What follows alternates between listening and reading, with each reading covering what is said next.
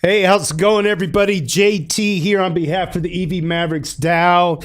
Man, it's been a long time coming, but welcome to the Doots podcast. We have one of the greatest influential coders of Ethereum's history on board with us today. My man, Austin Griffith, is in the house. We're so glad you can make it. Boop, boop, boop, boop, boop, boop, boop, boop, boop, boop, boop. Every time I see you do that, man, I get so freaking pumped up, and you're just one of a kind, and it's such an honor that you can join us today. Thank you for being here. Thank you for having me. This is awesome. I feel like all of the important dev calls and the mergers and the upgrades and everything, your face has been around this Ethereum world pretty much for as long as I can remember, which for me would be 2015. I think we had run across each other on Reddit a couple of times. We've never met in real life, but I feel like we've been in each other's circles. But I've been watching your circle a lot more than you've been watching mine, for sure, because you're actually the person that puts the paint on the canvas. And I guess the teacher in you is what I really love about you. So I spent 18 years in public education at the elementary level. And I feel like when I see you in front of a crowd running a PowerPoint or teaching people how to code, you got the spirit of a good teacher. The energy that you exude, it's genuine. And I think that you're like the king of small victories, right? I feel like with coding is getting the small victories moving and getting the sausage down the line, as it were. So hats off to you, man, first of all. So thank you. And I feel like I said to someone asked me like, how are you so good at teaching? And it's my secret weapon is I'm actually an idiot. Like I'm not one of these like giga brains that are like core protocol devs that are building the actual sausage machine. I'm just making the sausage, I guess. Like I am down to earth enough to be able to know when someone else is going to have a problem and be able to explain things like someone else can explain them. So I think my secret weapon is actually kind of being a dumbass, but being a good teacher around being a dumbass and being able to get really excited about really cool pieces of technology that, every once in a while I build something and I'm like, oh my gosh, this is like, I have a secret move here. I want to teach everyone else about it. And I want like other people to have those feelings too. I would say it like this. I used to teach music K through 5, and I'm not a great singer. I played trombone, but I'm not a great trombone player. I've been DJing for 20 years. I'm a decent MC, but what's great is when I go back to my classroom days, I see those kids 10, 15 years, and they blow me away at how good they are at these things. So Austin, have you had a lot of former students come back to you 2 years later, be like, yo, I put my head down thanks to you. This is what I built. Do you have a couple of those stories? Definitely. Yeah, it's really fun. Like when they get to earning their first like 32 ETH or something like that, they reach out and say it happened. And it's always fun to hear. It's interesting in our space because the more money you make, the more anon you want to be and the more you want to disappear. So really, a lot of the times, the best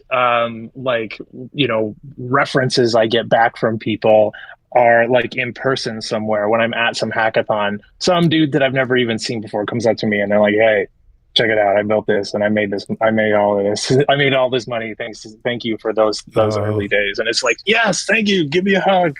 Yeah, but I can't tweet about any of this and I can't tell anybody about this, but that's amazing. But they're like, seriously, join me for breakfast at the Four Seasons, Yeah, exactly. Yeah. I want a little towel that says this is Austin or a bow tie or something. Yeah. Yeah, that's awesome. From an investment standpoint, which is maybe the only thing, is every now and then some of us people that have kind of been through the trenches of price action, at least from a market standpoint, sometimes you'll get a little story that floats across our page on Reddit on the daily discussion where it's like, thanks to these leaders in our community, I stuck it out and I finally was able to celebrate buying a new house for my wife. And, they're they're having their second baby and they know that the child is taken care of. It's like, man, yeah, conviction. But to me, the art of making money off of a good trade doesn't shine even any comparison to what it must feel like to actually build something that is worthwhile for people to engage with. There's several projects that come to mind, but how fun is POAP, right? How fun is all that stuff that we engage with and like put the rubber to the road, and that stuff's not easy. And honestly, being speaking to your genuine character, the failure and the feeling of being a dumbass, it's like that's okay because we're all fallible, humans.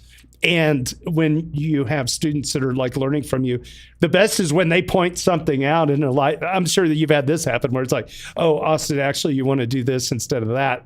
Well, now you learned something, right? So that pushes forward. Yeah, it's cool. Very, very cool. So I've got just a couple of, simple origin story questions. It doesn't have to be like, when did you first hear about Bitcoin? I just want to know what was your aha moment?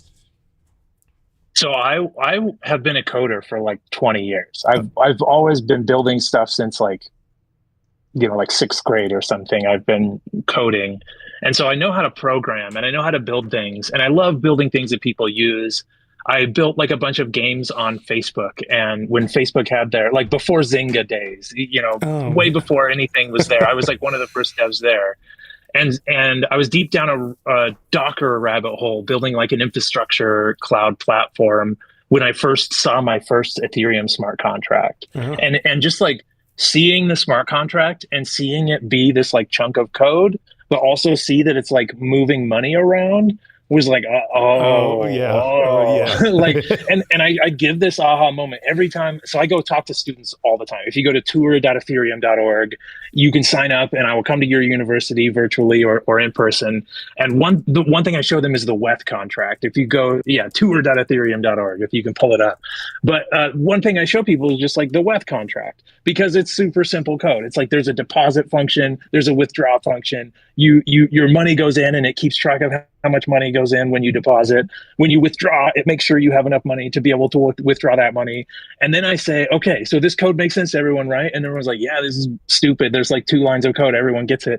And then I scroll up and show that there's like $10 billion in the smart contract. And then it's like, there's 10, like this little chunk of code has an address and you can send and receive money from it. And it has 10 freaking billion dollars in it. And that's usually like that same aha I got all the years back when I looked at my first smart contract.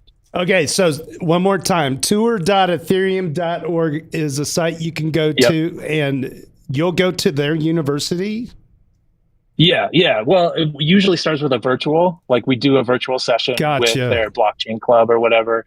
And depending on interest, you might come in person. Yeah, then we travel. Oh, exactly. Wow. This is fantastic. Yeah, I'm looking on the site right now, and so is everybody else at home. So there's all the places that you've been, wow, all over the world. This is so cool. So when did you start? I'm in a rabbit hole here. When did this start? Was this before you joined the EF or after? Year. Well, like I've been traveling and doing this for a long time. Oh, right? I know I've been doing this a lot. Okay. But this was like, let's formalize it and put it on ethereum.org and call it the Ethereum Tour. That was this year when we started that. Okay, there you go. So this is this year. Great job, Austin. This is fantastic. Austin Griffith from the EF, ladies and gentlemen. If you're watching this on X, give us a like and a re-X, if that's what you call it these days. We're also live on YouTube. We're on YouTube and Twitch as well. If you got questions, hop on over to the Mavericks Discord. You can find the link at dailydoots.com/podcast, as well as links to all of our other socials.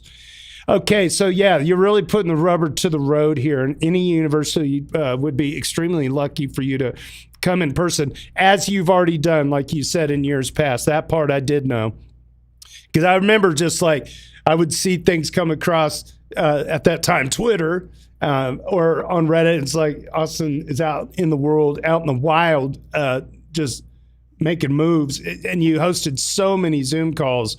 and with the bow tie on and just a boop, boop, boop, boop. I mean, it was just like, I had to, I would watch for a while. I'm a non-technical person, but I was just really, I could tell the look in the people's eyes that were on the stream with you. It's like, man, okay, we got some people plugged in. This is sweet. And then, okay, so you've been a coder for a long time. Then you saw the aha moment with the smart contracts on Ethereum specifically. What were some of like your early crypto projects before you decided just to become a teacher? So I started by building games. I created this game called Gallias, which was like the ship game, and I hand painted all the pieces, and then the ships would all float around. And I showed up to ETH Denver 2018, and I had Gallias deployed to XDAI, I think, or maybe it was even Sepolia. Something, maybe it was Gorley at the time, I don't know, some test net, and you could like play the game on the phone, and I would show someone like, here I'm clicking, and here's me like, making actions happen on chain. It was using a burner wallet at the time, which, embedded wallets weren't really a thing. And I could like swap, I could go to like the market and I could swap tokens, just a bunch of things that eventually we see in games like years later, and the UX. And I showed it to like Joe Lubin. I showed it to a couple people, and everyone was like, whatever. Moody from Uniswap, and now he's moved on. Moody was like, oh, that's actually pretty cool. And I was like, thank you. Like, he was like one of the only people that said something nice about it. I think Andrew Redden was another guy who gave me a little support. But basically, I showed up with a game. Those are some hitters. I mean, Joe Lubin playing your game. Yeah. Yeah, I mean, he saw it. He didn't care. He's a somebody. He gave me a lukewarm answer of send him an email or something. The point is, like, that's not how it works. Like, you don't just show up with something cool and it just rips. Like, it takes so much more work than just the engineering side.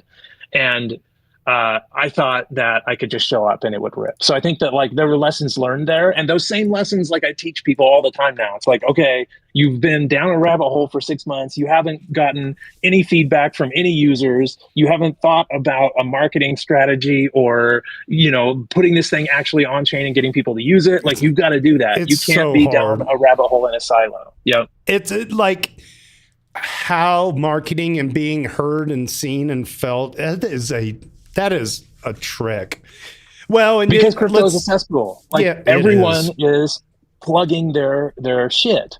And so if let me go back to just, I'm 2018 Joe Lubin. You know how many dumbasses are hitting me up trying to show me their shit all the time? And then some other dumbass walks up and shows me this ship game, and some ships are moving around, and there's some block keys. It looks like he's making transactions, but it's kind of like doesn't even look real. Like, he was like, this is just another one of those dumbasses. Like, that's how, and I probably was like in the long run of things, like, I had so much more to learn before I like really started contributing. And the way, like, to continue your question, the way I started actually getting feedback and contributing was I started doing like dev rel, sort of, where I started showing off tooling and teaching people how to use tools. And like, at the time, it was Truffle, and Truffle was hard for me to use. So I kind of made my own called Clevis, I think. Clevis and Dapparatus were like these two, like, orchestration and front end. And I used that to then show off how meta transactions work. And that got a lot of attention. When you could sign a transaction, but it wasn't a real transaction, it was just a signature of the information of the transaction, and then someone else could relay it for you. You could do gasless transactions. And then we made Nifty Inc., and you could go to Nifty Inc. and you could make some art and hit mint, and you never pay any gas. Like, you could just pick up the tablet, draw something on it, and hit mint, and it would land on a blockchain, and we would pay the gas for it. Then that led to like burner. Yeah, go ahead. That's good. No. I was going to say, not to introduce PTSD for anybody, but the gasless transaction stuff, the way I remember it, was Funfair. They had that contract where like you would pay gas to get into the slot machine. You would take your Funfair and play the slot machine as many times as you wanted, and then the house would pay the gas to get out of the session. So you could spin the wheel as many times as you wanted in the session. I don't know if that even goes down the same road you were talking about, but go ahead. No, that's good. That's state channel. I think that's a word. Yeah, state channels happened there. Those were signed messages. Yep. I think the meta transaction like led toward 4337, and then now we have 7702, which is like you can just turn a smart contract into, or an EOA into a smart contract, and there's relayers and everything that can run on top of that and do batch transactions and stuff. But I think one of the key takeaways was just like, it costs too much to make transactions on Ethereum for a platform to just pay for everyone's gas. Like on mainnet Ethereum, you just have to pay your gas. And on an L2, it makes a lot more sense. And I think mainstream audiences, when they use crypto, you will be paying the gas for them, and they will be doing it on an L2, and their custody model will be a smart contract. It won't be, I have a 12-word seed phrase in my underwear drawer. It will be basically like, I land on a thing, I mess around with a thing, I use a stable coin in that thing, or I earn a stable coin in that thing, and that stable coin is stored in a smart contract that's protected with a passkey, with the crypto in an enclave on my device, no 12-word seed phrases. So I think all of that stuff will all come together eventually, and we'll see someone like Coinbase or Porto or one of those passkey wallets become successful and onboard like just hella mainstream people, probably with a prediction market, like a simple, someone wants to go bet on the game or something like that. They'll just land, they'll connect their bank account, they'll put in $20, they'll buy the Denver Broncos or Kansas City Chiefs, and then they'll do like a fingerprint, and that's all they have to do to get in and out of that. And it will be all stable coins and smooth. I hope. Yeah. Please let that be on Ethereum. Please. It's gotta be. It's gotta be. There's so many, it seems like there's just so many tools and options out there for people. It's a pretty good opportunity for us to pivot a bit here. I was asking you before the show if there were 5 resources that you feel every coder or non-coder should bookmark and start with if they want to start doing anything related to Ethereum. And I think the number one on your list was Scaffold ETH. So I want to throw this website up, scaffoldeth.io. You can bookmark it right now. Take us through this. What is Scaffold ETH? It's a tool that lets you tinker with Solidity and an app. So basically you make a change to your smart contract, and this front end hot reloads.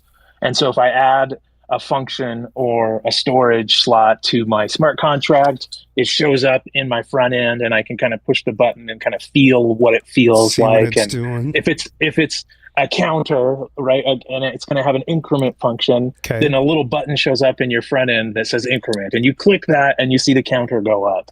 It's kind of just a way to tinker with things, kind of similar to how Remix was back in the day, where you could just kind of have an IDE and mess with that. Which reminds me, I want to send you a different link I want to add to this. So I think Speedrun Ethereum was my also one of my ones, but I have this other one called I have Speedrun Ethereum.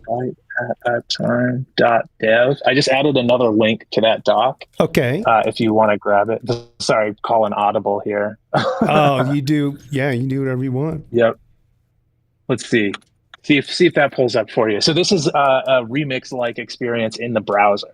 So someone from the Build Guild built this, and it's so you've got your smart contract on the left. If you hit deploy contract on the right, it'll deploy the contract. See that button over there on the right? There you go. And now let's see. Is there like a increment? What do you got there? What kind of functions can you call here? So you can see like the functions you can call. I don't know what it comes with out of the box, and I can't see the screen. But basically, you've got a smart contract on the left. You've got the buttons on the right, and you can make changes to your code on the left, and the buttons will update over on the right as you deploy the contract. So it's just like Remix, but like Remix Lite. It's like a very, very, very simple version of Remix. But I think this is the experience that a smart contract developer in 2019, 2020, 2021 needed to have. I think it's different now with AI, and you're thinking more like from the product market fit backwards to how I build the smart contract. But this is how it would start for a developer back in the day, is you would like learn the Solidity and the syntax of Solidity. Gotcha. And to do that, you would write your first smart contract and deploy it and call functions on it and see how it works. Very cool. I've got Super Fizz on stage. I've also got Logri the Bard. Logri might be rocking a baby at some point. So if Oh man, if been you want, there. yeah, he's on number 2. But if he wants to jump in, he can unmute at any time as well as Super Fizz. So you got Scaffold and you got the Scaffolding, remix by speedrun T-Time. Ethereum, the Byte at a Time remix, right? I think if I had to give one meme, the meme is speedrun Ethereum. If you are a new developer and you're like, okay, I want to get into Ethereum, how do I do it? It's speedrun Ethereum. You go to speedrunethereum.com, and Scaffold ETH is baked into this process. You could do the remix stuff at first, but eventually you're going to need to set up your local environment. This is going to the how is actually pretty easy, and I say that on the other side of the how. Like, it takes a while to learn how to build on Ethereum, but it's not the hardest part. Learning what to build on Ethereum is the hardest part. Figuring out the kinds of things that people will actually use. So this takes you through building a staking app. It's kind of like a crowdfunding app, building a token vendor, like building a token and a vending machine that sells it, a dice game that does randomness, a DEX that is this like cool hyperstructure where you have liquidity providers that are incentivized by swap fees and people can swap. Then it gets into like a batch program where we take you through in Telegram and teach you how to do like PRs and everything. Then we get into like more complicated things like over collateralized lending, stable coins, prediction markets, even gets into like oracles and multi-sigs and even a ZK voting coming out soon.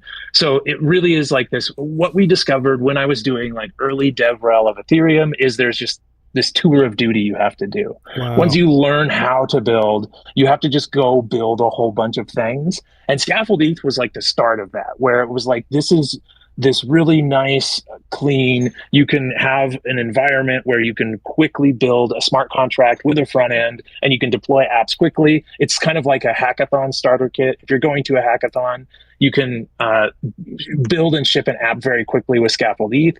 But then Speedrun Ethereum kind of wraps that with a whole bunch of challenges that take you through the tour of duty of building things on Ethereum.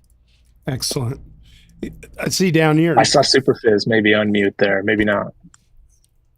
Super Fizz, are you there? Oh, sorry, go ahead. Your mic maybe got to refresh. Treebeard was saying on the public stage chat, JT, I don't think the Discord stream works. Not sure if they can join or not. I'm not sure what that means. Can you clarify? Treebeard's a mod. I got to treat him nice. He'll kick me off of this thing. I'm here as a guest. Treebeard also dropped a link, eth.build. Oh yeah, it's a classic. Yeah. Thank you, Treebeard. Click. Oh, look who's on the screen on the main page. Yeah, there's a bow tie. Yeah. This is for people who don't even know like what a hash function is and like are getting into like the basics of cryptography. Oh, there we go.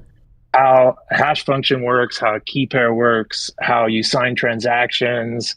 Then it gets into like using these key pairs to do encryption, how a blockchain works and how a distributed ledger works, and how like the double spend problem is and how it's solved by this Byzantine generals problem. And yeah, this is a fun one. It goes back to just like how consensus work and how blockchain works. And it was like also my, like as I was learning this stuff, I was teaching it back.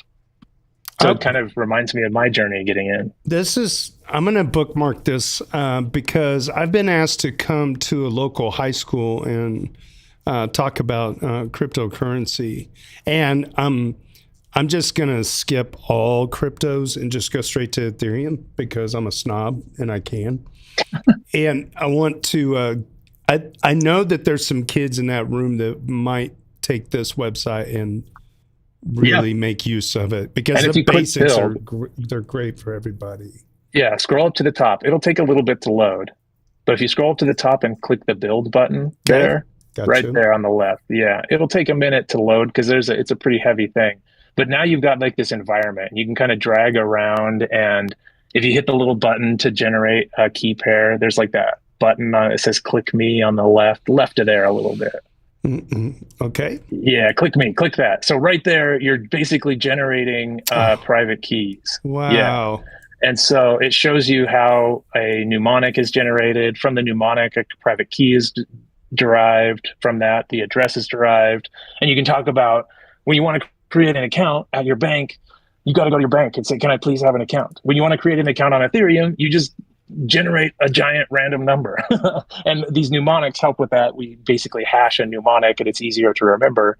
But your identity on Ethereum is just this private key. And that private key is something that, you're right, someone could guess, but it's so long and so big that there's so much entropy there that someone can sit here and try to guess them forever and they'll never find one with any money on it. And once you kind of start giving that kind of to a classroom, they start to get that, like, oh, this is like the Wild West. This is like futuristic Wild West, where it's like there isn't any central person I have to go ask for permission. I can just like use math to participate, which is really cool. Okay, I'm got some folks in the chat. They're saying Logri says, I get no audio through Discord, so there's nothing to engage with. The Twitter stream I'm watching is 10 seconds behind. So the audio on Discord, well, I'm firing up green on Discord, and Austin's firing up green, and we're having our conversation on Discord. Let me kill my streaming screen. It's all going to break. Here we go. Here we go. And I'm going to shut off my video for a second. And can you guys verify in the chat that you can hear us now? What do we have to do? I don't think we have to do anything. I could refresh Discord, but we're working. I don't know what. If you guys are not hearing any sound at all, hit Control R on Discord and it'll reset Discord, because it might just be an audio thing on your side. I'm not sure. But I'm gonna go back to sharing the screen again anyway. Dude, it's hilarious. Your like little lion icon like talks when you talk. That's amazing. Love that. That's kind of fun. So do you know what that is? I took the EV Mavericks. I've seen him before. Yeah, I took the EV Mavericks thing off OpenSea and I put it in Grok, and I let it just Grok and do its thing, and then I converted it to a GIF or whatever. And nice. If you're a Nitro subscriber, mad flex, I know, $30 a year. You too can have a yapping lion. So that's pretty sweet. Oh man, this is a riot, man. Well, okay, so we got Scaffold, we got Speedrun Ethereum, we got Solidity by examples there. It's a good one to just like get the understanding of the syntax. Solidity by example. Okay. The very first thing is you can go to Solidity by example and you could look at a hello world and understand the syntax of Solidity. I don't know if that's what people do anymore. That's what I did, but I think what people do now is they talk to GPT and say like, whoa, how do I build on Ethereum? And it says you should do this, and this is what a smart contract looks like. So I think that like GPT is kind of the teacher these days, and hopefully it's trained up well. But back in the day, you would have to like write the syntax yourself, and so you would go learn Solidity at Solidity by example, or by reading the Solidity docs, or go to Open Zeppelin and read some of those contracts. Like once you learn of the basics of the syntax, you have Scaffold ETH or Remix or something like that. You could write smart contracts. Like I said earlier, you need to go build a bunch of things. So speedrunethereum.com will take you through building all those things, but also go to like Open Zeppelin and look through all of their contracts. Go to like Uniswap V2 and understand all these other protocols, even like rewrite them from scratch just so you understand them. You were lots of stuff to learn if you're a builder. I was watching you on stage through the YouTubes, Dev Connect, or what was the most recent one about a week ago. Anyway, you were talking about having people go look at the wrapped ETH contract and going to OpenSea and just check that out. That's kind of where the rubber meets the road. Go look what's already been built. There's plenty of good examples out there. I like it. Yep. Yeah, that was the WEF contract I was talking about earlier. Definitely something that like is a nice aha moment for kids when I show them off first thing. Coming across. It looks like you had the CTF there.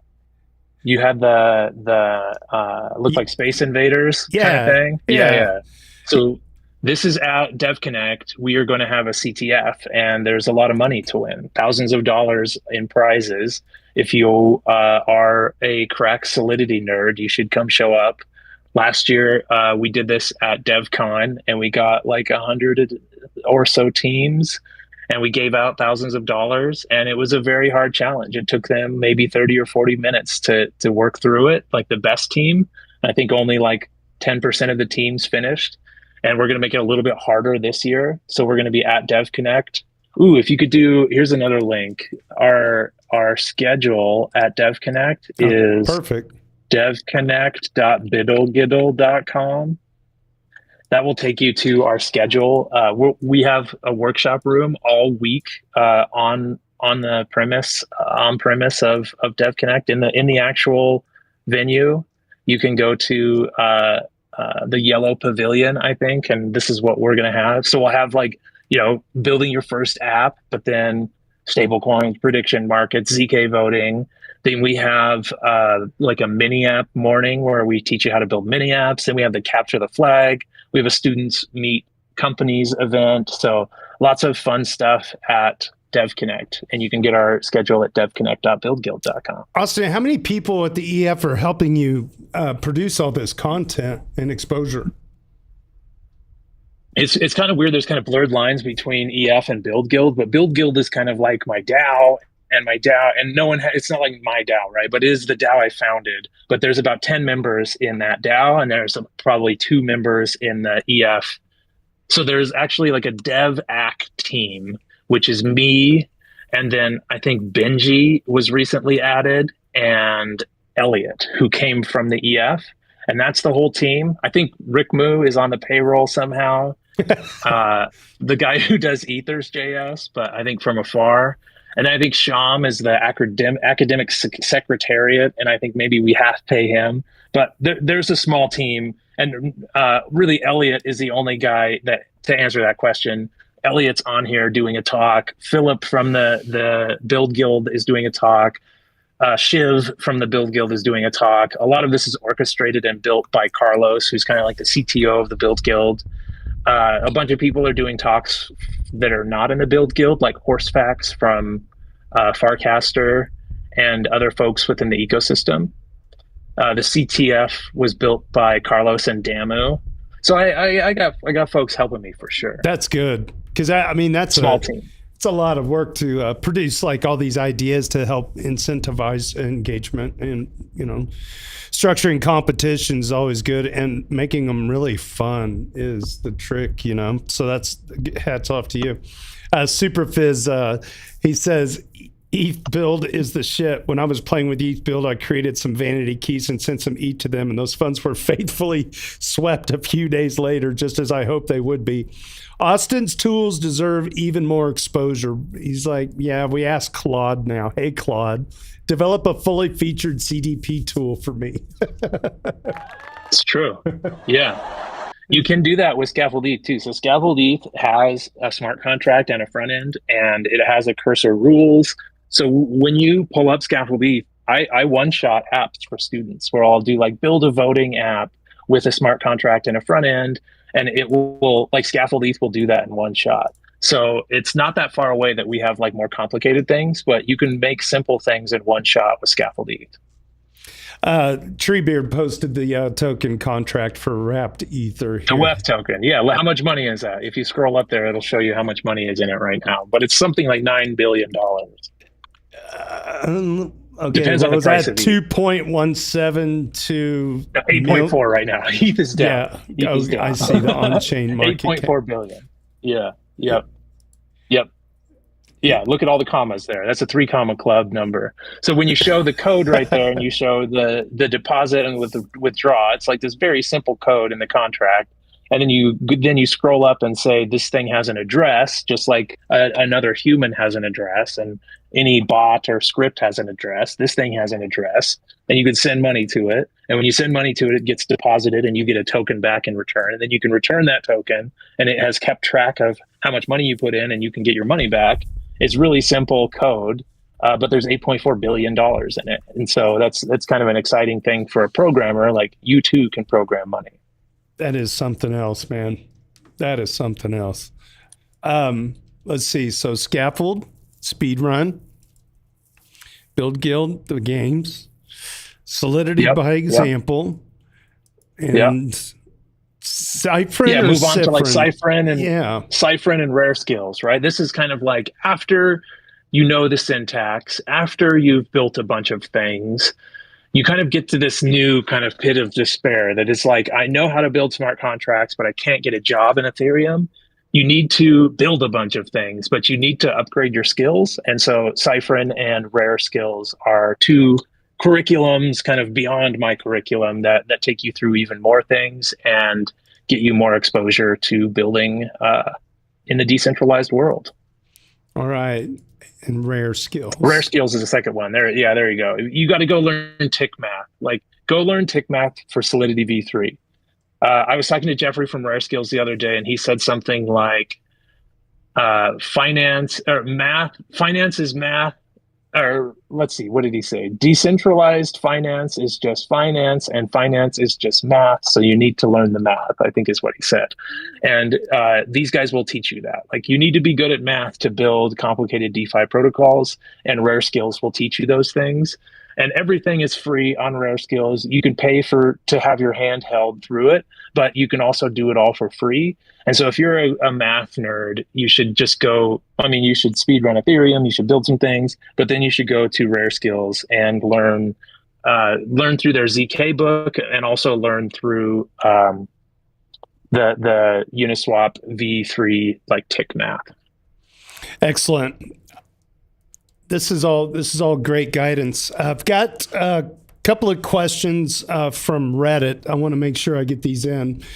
So cool, let's do it. Yeah. So first of all, this person Harog, just to give them a shout out, they're the number one person on our Doots leaderboard. They've been a huge contributor to the daily general discussion, all the way back on ETHtrader, then on to ETH Finance, and now on our Ethereum. And he's got 3 questions here. I'll read them out, and we'll figure out how you want to try to answer these. But the first one: where do you think are most developers lost in going from the first contact with Ethereum to actually having a usable product with traction? Is it technical issues like Solidity or front-end development? Are the issues a wrong view on what is a useful product is? Or are the issues rather organizational and funding, like finding partners and consistent funding until a product market fit is found? I think you kind of saw some of this in your frustrations of building a game and trying to get traction. But what are the things that are most lost on developers when they get into all of this? What's the hardest part about? There's definitely like shipping? A whole gamut you go through, right? Like there's multiple rabbit holes. Like, you think you have everything figured out, and you don't know what you don't know, and then you learn something new, and you're like, holy shit, I don't know what I don't know. There's so much more to learn. And I think it starts with just like the syntax, and that's easy. Like, people can learn the syntax pretty easily. They can go to Solidity by example. They could go to a Remix. They can go to Scaffold ETH. They can dink around with writing a few smart contracts, and you quickly get the syntax. And then it's sort of like, what kinds of things work now? And that's when you start like learning these things, you realize that it's not about putting Uber on chain. There's like a specific thing that you need to learn, and that thing is like incentives and mechanism design. When you're building something on chain, let's say you need something that needs to happen every night. The Web3 cron job is a thing that I talk about a lot. But let's say you need to have something that happens absolutely every night on chain. And if it doesn't happen, your whole protocol is done and it's destroyed, right? So how do you guarantee that this thing is going to happen? Well, you could start by just like setting up a server and having that server check in every night, right? But that server is going to fall over, right? And so you're like, okay, let's have multiple servers. Let's have a server in Tokyo. Let's have a server in Virginia. Let's have a server in Colorado. And all of them check in, and at least one of them will run this thing. And let's say you have all of those on Ubuntu, and Ubuntu has a bug, or Microsoft Windows or something like that. Eventually, you're going to get to the point where if you run even a federated set of machines, they can all go down at some point.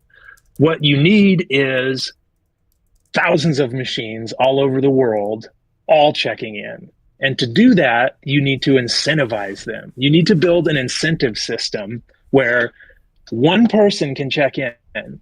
And when one person, anyone in the world can check in, and only one person is going to validly make that check in.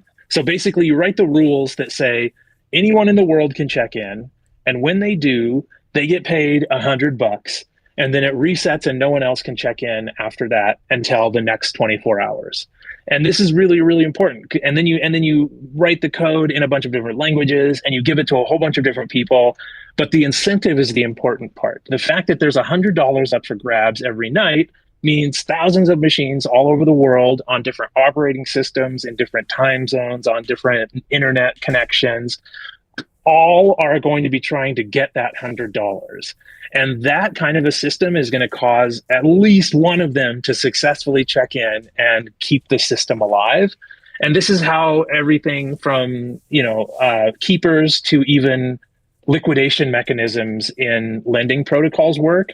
And so there's just this like learning how, or the types of things you need to learn, and to realize that this is about mechanism design and incentives. It's not about making NFTs or minting a token and selling it. Got it. There's this specific thing about incentives around building fully decentralized apps. And I think that's like a thing you have. So there's like you got to learn the syntax. Then you got to build a bunch of things and realize that like incentive design is super important. And it's not just my machines checking in. I need to build the rules so everyone can check in. And then I think it's finding product market fit and some of the things that were mentioned there, where now that you understand how all these systems work, you need to be thinking in terms of, thousands of people that don't trust each other need to coordinate using your app. And you need to build something that allows thousands of people to coordinate that don't trust each other in a useful way. And finding those things is really the hardest part. Like each of those is like a different boss, and the boss gets harder and harder. But I think finding product market fit is the final boss, I think. And it's like ever-changing incentives in a world where everybody's attention span is increasingly shorter. So how do you keep your product viable? Like constant updates and all the incentives to continue incentivizing people to come back through the door over and over. Like the Candy Crush model where you just, it's just a long play of like the same thing. It's just, but I got to buy these power-ups. I'm not saying I play the game. But I may have bought a power-up or two along the journey because my flight was delayed or whatever. And it's like, screw it. I'm just going to veg on this stupid thing. But those models are constantly changing. Don't think of building Candy Crush on chain. Like some people will say, I want to make money on Ethereum, so I could build the next Candy Crush on chain. Think of it differently. It's not about building like this experience for one person to veg out on, right? Think of it more like building an insurance co-op for the flight that you're about to take. There it is. If someone wants flight insurance, they might want to invest in something where they can get paid back for the flight not working. But what if you wanted to have that in a decentralized way where thousands of people all over the world could be the house or the company, and they could run this insurance company, and anyone else can buy in and get insured, and you would need some like Oracle system that has information about flights that tells you, that always checks in every night, that tells you what the flights are. So you need some kind of incentive system for people to put flight information on chain, and then you use that to do insurance and statistics to figure out what the insurance costs, and then you allow people to buy into that insurance, and then whoever runs the house gets a little money from doing that. That's the kind of system you put on chain, not the veg out game. I mean, games are cool on chain, but they're going to look different. They're going to look like Dark Forest looked. Yeah, they're not going to look like Candy Crush. Yeah, I was just using it as a model for incentivizing people to, put the coin in the machine. But it's a good idea of like what people think when they think of how do I make money in crypto. They think I'm going to build a game that people like, a clicker game. Yeah. And you want to like get people over the fact that like you don't build a clicker game here. You build like a global co-op. And that's the kind of thing that's valuable on Ethereum. I've talked about it in a previous podcast. I won't go to it too much in depth, but I saw this a talk given actually in Kansas City at a crypto event. It was a trucking company. There was a blockchain involved, and they had a smart contract involved. And a lot of people don't know this, but in the trucking world, most of the mom and pop shops have to get a small short-term loan to cover the cost of the shipping, because the receiving companies, they don't normally make whole until T90, like 90 days later. And so the companies, they got to pay their drivers and stuff. So they have to take these short-term loans in the real world. This tokenized product, it's shipping, it's live, is people like Bob and Alice can actually cover the loan at a cheaper interest rate to the trucking company owner, and it's distributed, and the risk is distributed amongst all the participants. And then what happens is the trucking company gets made whole in 24 hours instead of 90 days. And it's the loan providers that are doing the risk, but they are made whole at a later time it's a better interest rate for the trucking company, and the people that are providing the loans get a percentage too. It's a little bit of lazy yield play, right? But it's working and it's live. And I think stuff like that is, and it's, everybody's happy because these loan providers from the banks are charging so much interest. And it's weird. It's like a nationwide problem that it's basically a monopoly on the trucking industry, that they have to get this specific loan. And it's almost like a shark play. And anyway, so if you someone's a middleman making money there, more money than maybe they need to. So what is the mother of invention is necessity, or whatever.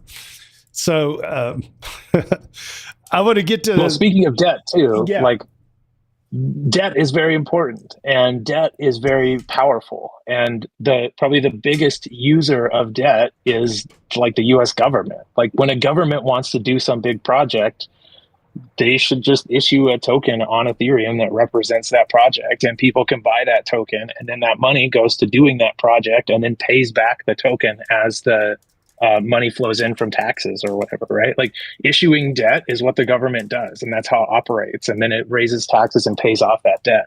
You can do all of that on chain in a way better way that's way more transparent and way more auditable than the current system. I don't know if the politicians want all this transparency, though.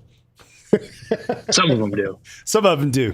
Harag also says this is in regards to large language models changing the job market, speaking of which, for developers. As a developer, what is the area to focus on? Front end or smart contract coding? Or are these two not really that important in the future? And focus for a developer should be to understand how various protocols work and to be able to connect them in new ways and build new products.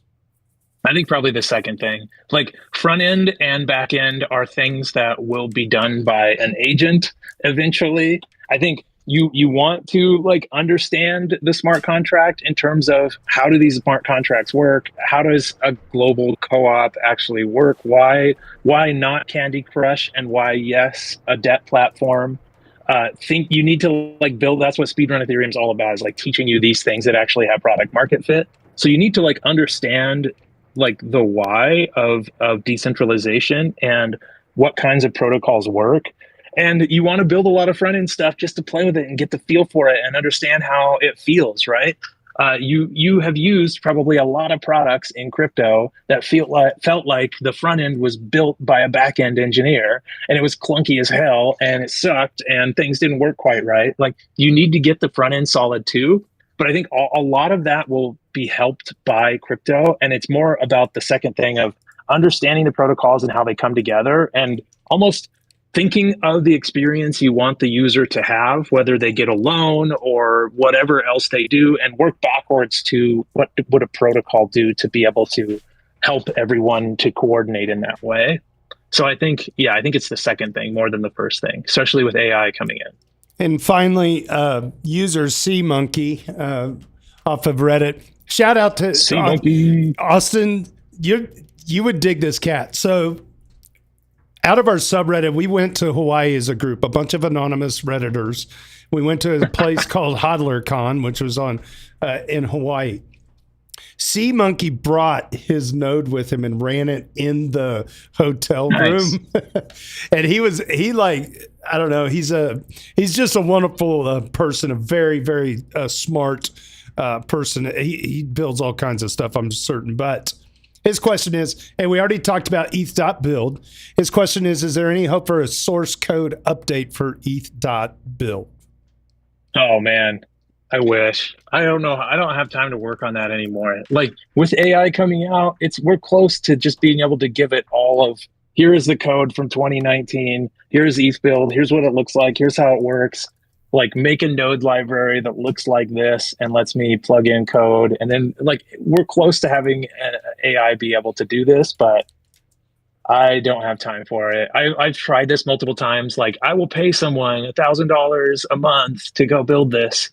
And it works for like 2 months and then they lose interest and it always looks shittier and it doesn't feel as smooth. So I just have failed to have a human do it. I think one day an AI will do it, but I think that, I mean, I guess if you paid me like 5 ETH, I would spend a couple of weeks on it. But there's probably a very low chance of an eth.build rebuild until I can like one shot it with Claude and Cursor. Sea Monkey, I know you got 5 ETH. I know you got 5 ETH for Austin Griffith. Yeah. If you send 5 ETH to atg.eth, I'll go work on it. There we go. The challenge is out there. Hey, who knows? Maybe the EV Mavericks, maybe we can figure something out. Crowdfunding. You know what? A really good platform to run crowdfunding on is Ethereum. You could write a smart contract in 5 minutes that says, if Austin gets 5 ETH, send it to atg.eth by some deadline, and if not, send everybody their money back. And everyone gets their money, nothing gets locked up. That's a perfect idea for building a smart contract. Let's see. I sent client. You were talking about running your client in your. Oh, I see. I have it highlighted here. Okay. So we have a Build Guild client. It's running back here behind me. This is the Build Guild client. It's this nerdy looking. So if you want to run your client, you can just copy and paste this one line, and client starts running on your machine. It's really cool. You probably shouldn't do that right now. Right now, I'm not saying go run that on your machine, but someone can, if they want to. They can copy and paste this into a terminal and have a client up and running. And then this powers our DRPC. So there's that other line, is probably like 3 lines down there, kind of right in the middle of your screen where it says -- owner. Right there, you can run this client and you can say -- owner atg.eth. That's my ENS name. And that signifies that I want to opt into the DRPC system. So then we have this thing called rpc.buildguild.com that powers all the mainnet apps. When you deploy a mainnet app with Scaffold ETH, it's powered by our DRPC. And all the nodes on that DRPC are basically private WebSocketed in from all over the world using this client system. So you can run a client with one line, and this is what it looks like. You get it. It's really beautiful. But then you can opt into being a node in our DRPC and receiving client requests and answering them. And we have this proxy that when someone asks it, what's the price of ETH? It goes out and asks a couple nodes in the network what the price of ETH is. It comes back, it spot checks that no one's lying, and then it sends it along to the end user. So you get this nice DRPC with spot checking out of the box with Scaffold ETH, and it's powered by this system. But I run my node in my hotel room all the time too, because I have one running all the time on my machines. There's also one in the background of all my videos. Yeah. Because it's easy. I just copy paste this one line in. I love it. Well, Austin, I want to be respectful of your time. And I thank you so much for coming along for the journey today. And we'd love to get you back on in the future anytime. And I'm looking forward to watching you just keep doing what you're doing, my man. You're a rare gift in the world beyond Ethereum. You got that energy, that excitement, and the drive, and the ability to make mistakes and learn from it and let other, just figure out, you lift people up, man. And that's a rare thing in the world. You're putting out a real product. You've made it to the ivory tower at the Ethereum Foundation. I mean, it's just, what do you want? You know what I mean? Like what's next for you in the next 5 years? where do you see all this going? I feel like I feel like the last 10 years have been amazing. And the next 10 years are just it's going to be a real hold my beer moment as this thing just does its thing for the world, so. Yeah. I hope so. I hope all these things that we're talking about, like the government issuing debt and institutions coming on chain, and any given developer who wants to do a fundraise can just deploy a quick smart contract. I hope we see all of those things. Yeah. Even Candy Crush on L2. No. So let's go. Please, God, no. All right, brother, man. Well, I'm going to move on to the second part of the show. If you want to stick around, all I do is read Reddit, so you don't have to. But I've got kids. I have 3 boys now, so I've got business to attend to upstairs. Yep. We're going to senior night for we have 4 kids. My youngest is a senior, and she's going to be walking with us. Congrats. Halfway embarrassed, holding her arms of her parents, across the football field tonight, Friday Night Lights here in Kansas. So, yeah, I get it, man. Congrats. All right. Enjoy. Well, thank you so much. I'm not there yet. You will be, man. You're going to blink your eyes, Soon. and they're going to be moving out of the house. It's not fun. Yeah. I know it. We're almost empty nesters, which means we can do whatever we want. Austin Griffith, ladies and gentlemen, thank you, man. Take care, brother. You. Thank you. We'll see you. What a joy, man. What a joy. Austin Griffith from the EF, thank you again for joining us on the EV Mavericks podcast. Well, it is time. So we had... I had some people saying that there was some audio issues on Discord, but there weren't any issues on Twitter and X. And if that's the case, we'd appreciate it if you give us a like, give us a follow if you haven't done so already. You can subscribe to the podcast at dailydoots.com/podcast. And I think it's about time that we move on to the second part of the show. Awesome.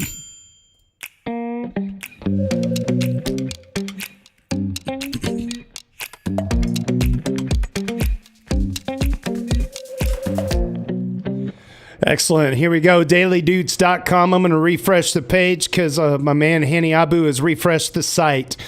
Coming in at number 10 this week, Aiden and Cairo. An ethical trade, both tied at 118. Crypto Allow Currency at 127. JS Tears at 131. Hani Abu at 134. Tricky Troll 164. Benito 2030 at 176. Super Fizz climbing up at 234. Logri the Bard at 245. And Harog is at the top of the list at 275. The weekly Doots live stream is all about showcasing the best of the week from the daily general discussion on our Ethereum. This is a read-along reaction series, and if you want to follow along, head to dailydoots.com, designed and produced by our very own Hani Abu. Big thanks to Tricky Troll for capturing and curating each day's Doots, and the A-Word for curating this beloved weekly list. Subscribe to us on all your favorite platforms by visiting dailydoots.com. And as always, if you know somebody who wants a piece of this action, send them my way. All right, here we go. We're going to get right on down to our weekly roundups.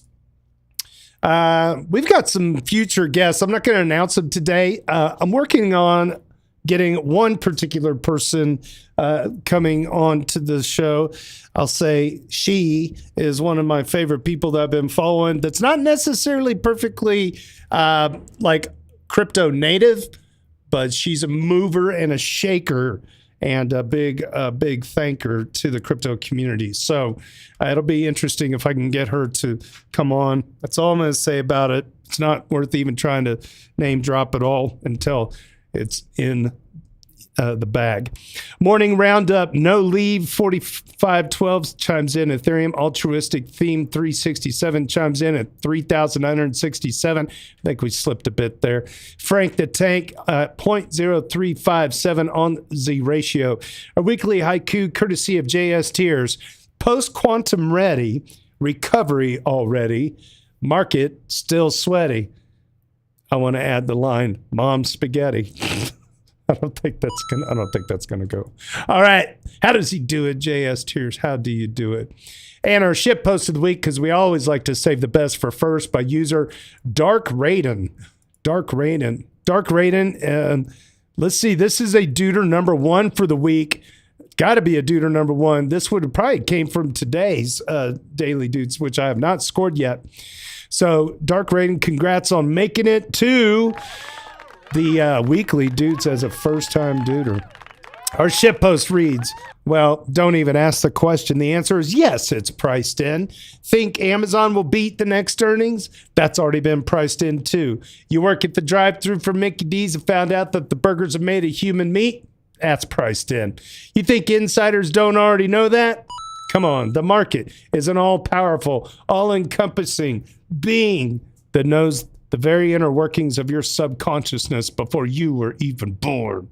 Your very existence was priced in decades ago when the market was valuing Standard Oil's expected future earnings based on population growth that would lead to your birth.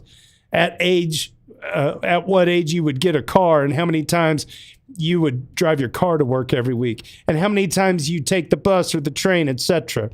Anything you can think of has already been priced in. Even the things you aren't thinking of. You have no original thoughts. Your consciousness is just an illusion, a product of the omniscient market. Free will, that's a myth.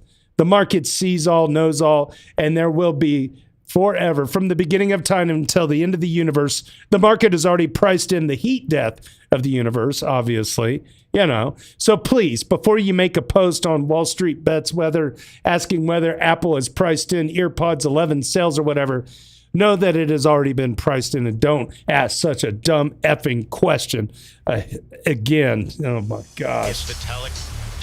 There's your shit post of the week. Lose a great researcher. Very good. Nice job. And he's not just writing about Ethereum, he's writing about... All right. User Rhythm of ETH. Rhythm of ETH last week got a triple kill on one of the dailies.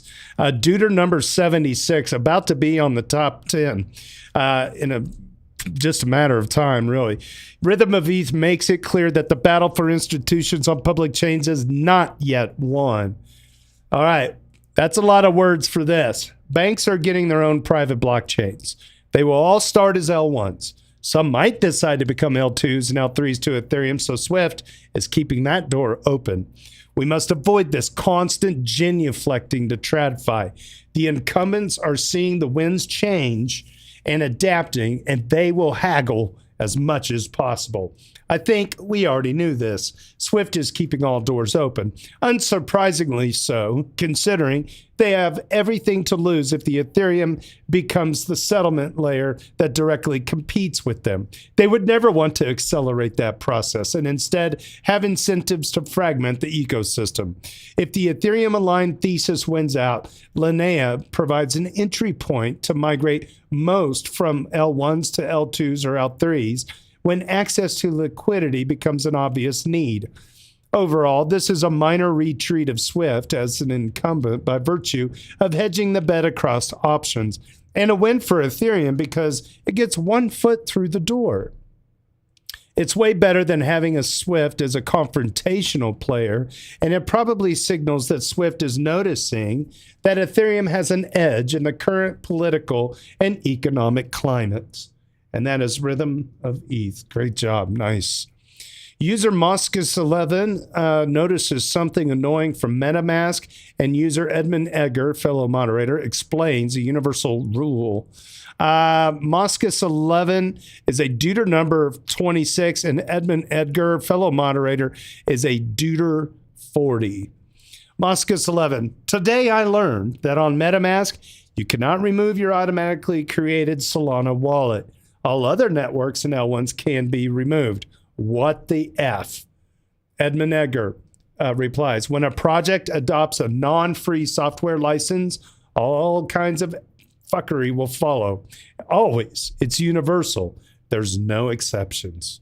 Oh my gosh. Well said. I can't believe that's even true, man. You cannot remove the Solana wallet from MetaMask. Listen.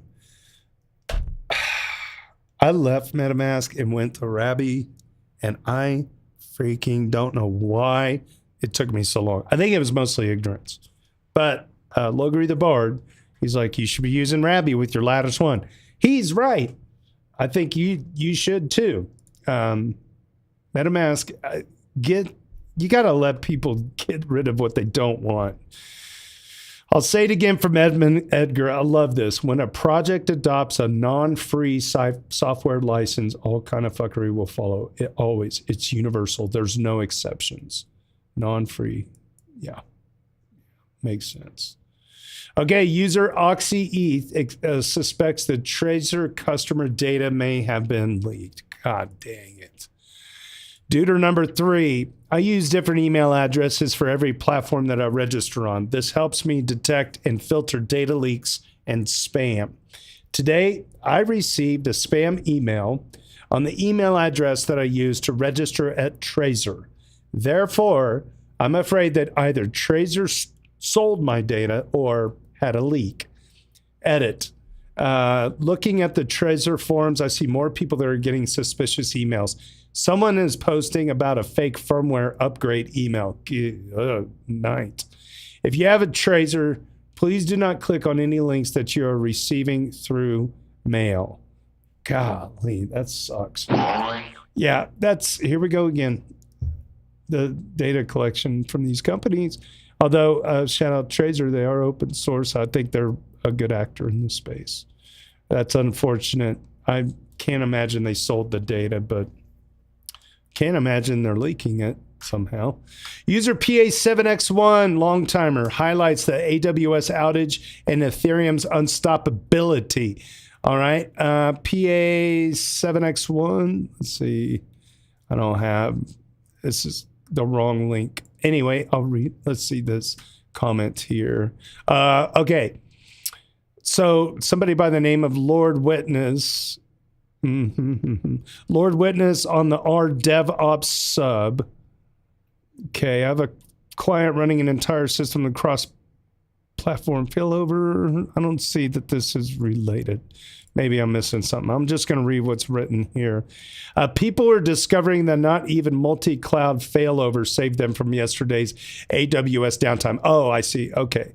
Meanwhile, the Ethereum network chugged along. The value of an unstoppable settlement layer is not priced in. Okay, now this makes sense. So, okay, this is in the DevOps subreddit. The title of it is Engineers Everywhere Are Exiting Panic Mode and pretending they weren't Googling, quote, how to set up multi-region failover. This has to do with the AWS event. This person, Lord Witness, looks like a single thread here, says, I have a client running an entire ecosystem with cross-platform failover, part of it running on GCP. I'm not sure what that means. But we couldn't get everything running on GCP because it was failing when building the images.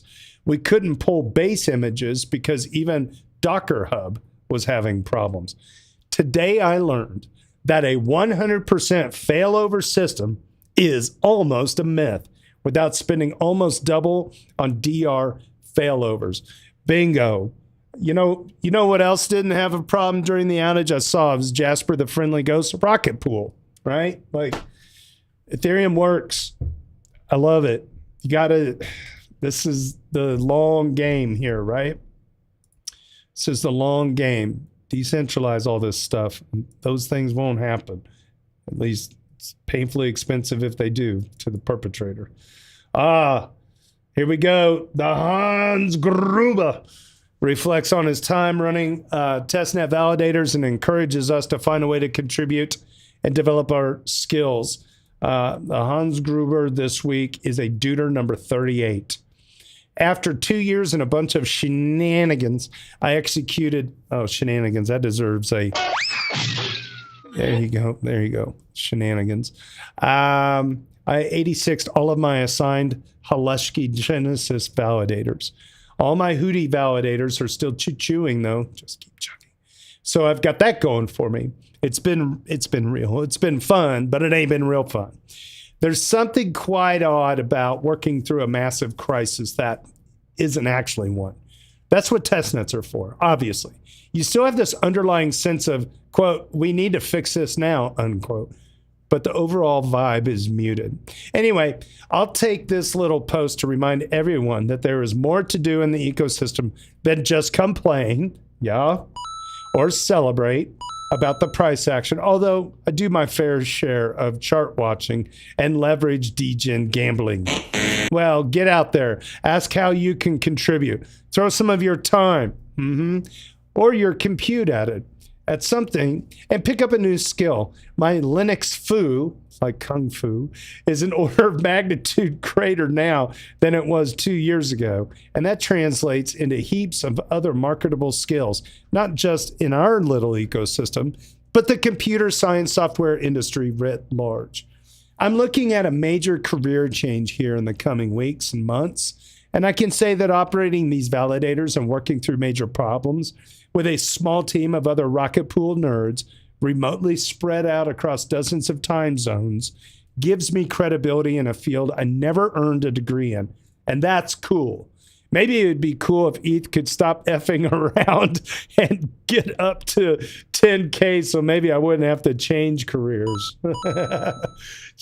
Carry on. Hey, congrats, though. I think getting a little career change going is going to bode well for you. And I think I actually replied to you, Hans Gruber, on Reddit. I got to pull this up because I think, yeah, I said anyone that gets you will be lucky AF. And I wholeheartedly agree with that. You can just tell that you know how to dig in, you're really loyal, and you try to do things that benefit other people besides yourself. That selflessness is going to take you as far as you can imagine. Okay, brother. Good on you. All right. Wow. Rhythm of ETH. Rhythm of ETH getting a triple on the weekly, dude. Holy crap. Rhythm of ETH is like piling up, man. But he's just grabbing all the good stuff out there and sharing it on the sub. That's how you get on this show, man. Rhythm of ETH keeps us in the loop on Polygon's ever diminishing Ethereum alignment. Oh boy. Here we go. 3, 2, 1. Oh boy, Polygon drama. Here we go. Today on crypto Twitter, people are not understanding these bullet points. If you're unhappy about pay for 6 years, you can leave at any point unless other things matter more to you. If your life priorities change, you should not try to rewrite your past priorities, nor try to gaslight peers and supporters into believing so. The Ethereum Foundation funds Ethereum-related projects, not tech incubators for ZK proofs elsewhere. People claim Ethereum owes anything to Polygon because of ZK work, but I don't see anyone crying out all over the other alt ones made on EVM owe Ethereum anything. That's the thing with open source. Deal with it. Polygon is not even an L2, and no amount of revisionism by Sandeep will change this fact, especially considering that he's a billionaire thanks to the Ethereum ecosystem. Polygon has been looking for an excuse to detach from Ethereum fully for a long while, and the Geth core dev crying a river had basically brought to life a one-year-old feud with the EF. All these people are not just sidelined on ETH, the asset, but they are also sidelined on Ethereum, the global financial ledger. They are missing the train because of their poor decision making, and they blame Ethereum for their own shortcomings. Specifically at Polygon, they are so egotistical that they would prefer to bring Ethereum down rather than admit their mistakes and just become the L2 Validium they should have been since the beginning. This is what winning looks like, by the way. You can please some people some of the time, but you always have hagglers on the sidelines. Yeah, there you go. Speaking some truth, I guess. Yeah. How dare you? Harag explains a major positive development in hardware wallet security. Harag is the top of our leaderboard at dailydoots.com. Trezor just introduced their new hardware wallet called the Trezor Safe 7. It has Bluetooth, which makes it more mobile friendly than older Trezor wallets. It will be available in a month for around 250 or 250 euro. What makes this announcement special, though, is that Trezor built their own secure element chip. They created a new company called Tropical Square which developed this chip, and there's a link to it. This secure element chip is fully auditable by security experts. Interested parties can order samples without having to sign an NDA and then publish their findings openly. To the best of my knowledge, all other secure element chips need you to sign an NDA, and if you find security vulnerabilities, you're not allowed to talk about them with anyone else. Tracers said they looked through so many secure element chips and found gaping holes in them, which are not allowed to talk about to anyone, and the producer did not care. According to Tracer, many of these vulnerable secure element chips are widely used in the hardware wallet market. The most open source secure element chips you could get until today were the ones which allowed you to open source the code you ran on them. But most do not even allow that. That is why many hardware wallets are at least partially closed source, and you have to trust the manufacturer to a large degree to not change the software under the hood without you knowing. For me, the introduction of this auditable secure element chip is also a very positive development. It will take some time until it will have an impact on the market, and I personally am still a bit hesitant, and will probably wait a year or so until I would load my cold wallet seed phrase on it, just to make sure that possible bugs have been ironed out. Thank you, Harog, for that. I'm going to pass that on to the Grid Plus team, because I like Grid Plus, and I want them to succeed. That might be helpful stuff. All right, user E2353 covers the recent guest post for Ethereum's official socials on client diversity. User 2353 54 on the week, 54. I had the privilege of writing a guest post for Ethereum social media accounts. Wow, thank you. That's awesome. And it was posted just now, so I thought I'd share it with you as well. My post, here's the Twitter link. I'll open it up. And I'm going to go ahead and give it a like and a retweet with the official EV Mavericks handle. This was from October 21st. Wow, this is great. It's like a 12-part tweet. Gotta love it.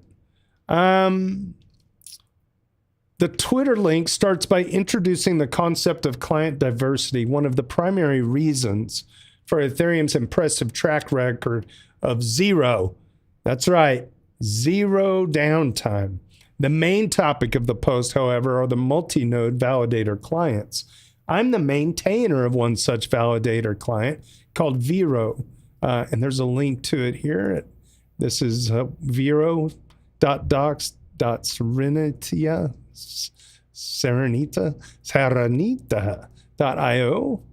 I guess is how you say that. Multi-node validator clients connect to different Ethereum clients. Think Geth and Lighthouse. They connect simultaneously, combine their data, and only cast a validator vote if multiple Ethereum clients agree on the state of the chain. This way, validators can make sure they are not voting for an invalid chain. Remember how the Haleski testnet blew up a few months ago? Back then, oh wait, I gotta have the blow up sound. There we go. All right, good. Back then, an invalid chain was voted on by more than 2/3 of the network, caused mass slashings, and resulted in a network that was very difficult to get back online at all. Now imagine that kind of thing happening on mainnet. It would be catastrophic for Ethereum. A client-diverse, Vero-powered setup would not have voted for that invalid Haleski chain. If we had had higher adoption of those kinds of setups, we would have saved ourselves a lot of trouble. It's too late for Haleski now, but it's not too late for mainnet. With Vero, I hope to make Ethereum even more resilient than it is today. So here's a few frequently asked questions for the stakers around here. What about DVT? That also protects against client bugs, right? An answer, currently DVT only protects against downtime bugs, not consensus bugs. Both SSV and OBOL are working on addressing this, so that will help at some point in the future. I personally believe multi-node validator clients like Vero and Vouch are the better choice for validators managed by a single entity, whereas DVT shines when multiple node operators are involved. The next question, I'm a home staker. Should I use Vero? Well, you can't. It's free. and it's open source. It's simple enough to set up, even for home stakers, and gives you additional protection. Having said that, I believe the true responsibility to run these more complex multi-node setups lies within the professional staking node operators out there. And there's some more frequently asked questions in the docs. I'm happy to answer any further questions you might have. And that is user E2353 for this week. Very helpful stuff. And congrats on getting the Twitter handle for a day. They would never hand me that handle. Never. I'd probably demonstrate like how I like to do barbecue, like pulled pork or something. They would, no, they'd kneecap me. Vitalik would come out and he'd hook the leg. All right. I'd be out of there in a heartbeat. User Rhythm of ETH for the triple doot of the week shares a good article on Ethereum capturing alt L1s. All right, here we go. This is such a great article on how Ethereum is capturing alt L1s masterfully while working towards offering options for sustainable and reliable L2 businesses and making this a creative to L1 network effects and deflation mechanisms in the long run. Specifically relevant, the stats about L2 profit margins and how widely they vary when blob limits are low, then tend towards less volatile when there's a wider range for price discovery. And there's a link to that content. Remember, we said that Ethereum is to rollups what cloud service providers are to software businesses. Let me read that again. We said that Ethereum is to rollups what cloud service providers are to software businesses. What happened after the cost of using cloud services dropped? The demand grew, and so did the revenues of the cloud providers. AWS is the cleanest example out here. It continues to cut prices for customers and still grew like a utility. And we saw what happened later. Okay, and there's the decentralized.co site here. Looks like it's got this, the link to this article is on dailydoots.com if you want to go find it. And finally, How Chisel for the week, for this week's Doots. Our final Doot of the week is a Dooter number 3. Let's see. Oh yeah, How Chisel. I'm glad, I'm going to do a shout out real quick. This name I recognize because he's a YouTuber.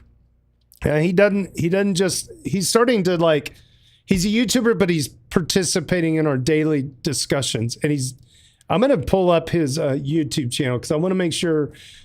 We also know that he's a good quality YouTuber, and I think people should give him a follow.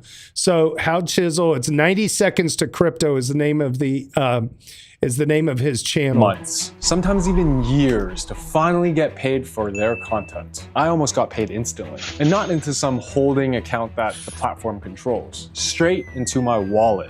And you already know it, fully self-custodially. There you go. So How Chisel on Reddit runs a YouTube channel, 90 Seconds to Crypto. Shout out to you. Thanks for being a good contributor to our Ethereum and not a drive-by grifter, man. Like we need more media people that can help expand, and we hope that we can get your channel some follows out there. But alternatively, we just appreciate that you're coming back and actually contributing content that's not related to your channel. So he's producing other content as well. So it looks like he got a Gitcoin grant. This is what he wrote for the weekly round, or got selected for the weekly roundup. Gitcoin grants 24, round 24, privacy round is now live. As a staunch advocate for self-custodial and privacy tech, with a mission to spread the good word on good work in crypto via my YouTube channel, I'm extremely honored 90 Seconds to Crypto has been accepted as an applicant for the Gitcoin round 24. I do all of my video work end to end on my own dime to bring value-led, principle-driven content to the cesspool that is crypto YouTube. Hats off to you. I am with you, my man, end to end. This privacy round uses a combination of quadratic funding and Macy private chain, or Mackie, M-A-C-I private on-chain voting, but more importantly, even $1 donation in WETH counts towards a bigger match from Gitcoin. So I don't know that this round is still live. Let's see. appeal for votes, add to ballot. I think it might be done. Oh, I'm wrong. 4 days, 11 hours, and 3 minutes left. All right, so I'm gonna donate to his channel on Gitcoin and see if we can get him some money. So I'll put this in the podcast. Well, we had our chat up here. I don't know what happened. It's hidden. If you're on the stage on Discord, you can put that there. And then let me go over to Restream. And I don't know if this link will actually, it probably won't embed as a link out there, but at least you'll have it. Let me go here. You'll see this populate. This link I just shared, this is Discord, Twitch, and YouTube. This link should show up. And you can go just donate $1 worth of ETH to Howard Chisel and help him get a little money going. He does a good job. He does really good editing. It's very rich content. And I think he does just a bang up job. So there you go. Hats off to you, my friend. All right. Well, I think that's it for this week. So if you want to stick around, that's fine. I'm going to be editing this podcast, getting it out there on all the different channels. Thank you so much for subbing and smashing the bells around here. Stick around after the live stream if you want to hang out on Discord with me. It's great. I'll be opening up. I'll probably go to the public voice channel, and we'll go from there. All right. It's a fun place to let loose when the parents aren't watching on YouTube. Hi, Mom. On behalf of the EV Mavericks DAO and the daily general discussion on our Ethereum, my name is JT. Cheers and big hugs from Kansas City.